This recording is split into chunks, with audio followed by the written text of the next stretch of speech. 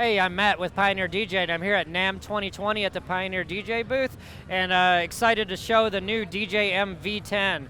This is a new breed of mixer for us. We're not really intending for this mixer to be a replacement of our club standard 900 Nexus 2, but we saw a need for a new type of mixer because there's new types of DJs out there that are really expanding upon a traditional DJ set, and we wanted to give the tools to really express those types of needs. So this is a 6-channel mixer. A lot of people will ask, why do you need 6 channels? Well, a couple growing needs in the DJ industry is that a lot of DJs are incorporating software such as Ableton, and they may want to bring in, a few different channels from Ableton. So this features 2 audio interfaces built in, so 2 computers can be connected, and it's ready with Serato, Rekordbox, and Traktor, and will also work with all DAW softwares. The new 6-channel architecture allows you to work a 4-band EQ now. The 4-band EQ, essentially, what used to be the middle band has been split out into 2 separate EQ bands, and then the high band and the low bands are full cut isolators. For the first time, we're featuring a compressor on each channel, and this is a game changer actually, because this allows you to take drum machines or maybe older records that were not actually mastered to today's production techniques and might sound a little weak in the mix compared to records that have been released within the past 5-10 years. Now, instead of having to boost the trim and boost the EQs on these signals that'll end up making you clip, you can boost the compressor and you will not increase your peak level, but you will actually be reducing your dynamic range and increasing the perceived loudness of these signals, making them mix in together much easier. If we move down below, we now have our filter section completely separate from our other effects section. So you can choose between a low pass or a high pass filter, and then you can set your resonance, and then you have a filter on every channel, including the master. Now, instead of having the knob at 12 o'clock and getting low pass and high pass on the on each side, the knobs have full resolution, and you're never at any question when you've got the filter off, because you can just slam it all the way to the left, so it's a little easier to use. And you still have the ability to cut the other frequencies, because you can get really strong cuts with the lows and highs. And then we also have an isolator on the master channel, so your full mix can be cut and boosted, and you have these nice big beefy knobs to really get expressive with your performance. Moving down from the filter, we have the beat effects assigned, which aligns with the beat effects section here. And I can assign my beat effects to the master signal, or I can assign them to any channel independently. New on the beat effects is this nice touch screen that engages the effects when I'm working the touch screen here. But what's new on this is each effect can have different settings, such as which frequency am I applying these effects to. On past mixers, those settings are kind of universal, so every time you would change from a different effect, you would have to dial in your settings for that effect.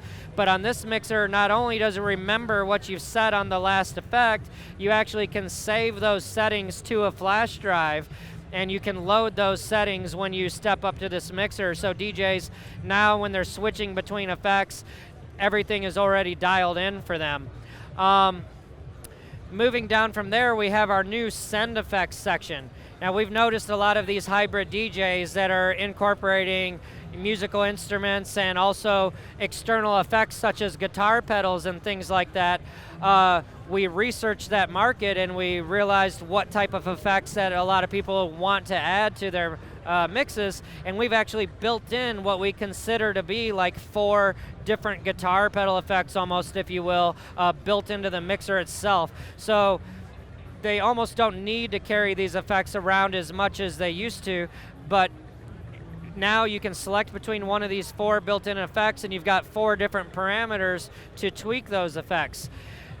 But you still have the ability to send to 2 different external send and returns that are available here. You can see on the back labeled there's 2 external send and returns. So now if I move back over here, you'll notice that I can have all three engaged at the same time. I've got external 1, which is going to an effect over here. And then I've got external 2, which is going to an effect over here. And then I also have the built-in effect turned on. So now when I turn on a send on a channel, I'm sending to 3 different effects at one time. When those effects return back to the mixer, I can send them to the master by engaging this master mix button and make those wet signals from the effects come in on the master channel. Or if I want, I can disengage that, and available on each channel are the returns from these effects. So if I want, I can send the built-in effects to an empty channel, external 1 and external 2 to empty channels. So now I'm able to work those wet signals, like such as a reverb, and transform it in and out, or maybe apply the filter to it, or EQ it, or apply compression, or even beat effects to that wet signal coming back. So the routing of your effects is extremely flexible. Moving on over here, we have a third send and return that we call the multi-IO. This functions more as an insert effect that works perfect with like our RMX-1000 effects processor up here.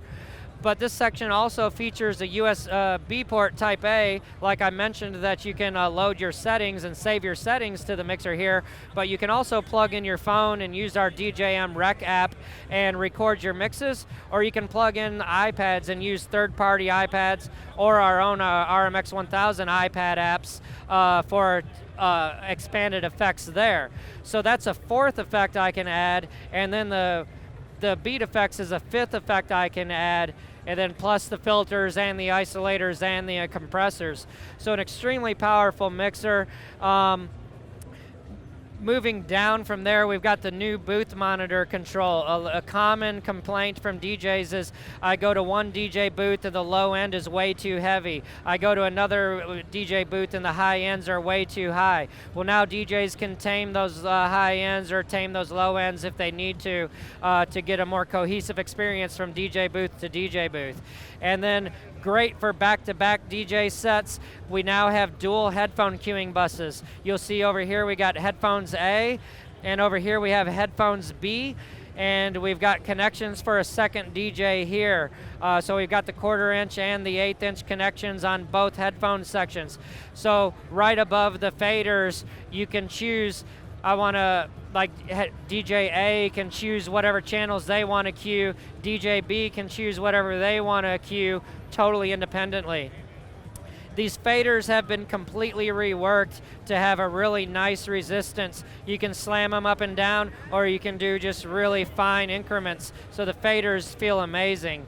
And we still have a Magville fader on this with the dual audio interface, top quality sound level.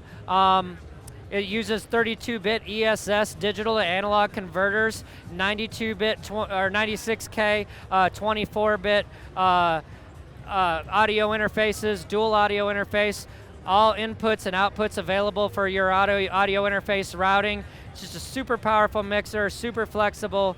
It's an instrument in its own. What one DJ does with it is going to be totally different than what another DJ does with it. It gives you all the tools to be creative. So we're really excited to see what artists are going to do with this thing. And this will start shipping in February. So we're really excited about it, and thanks a lot. Thanks for watching. To be notified of more videos from our trip to NAMM this year, subscribe to our channel and click the bell icon.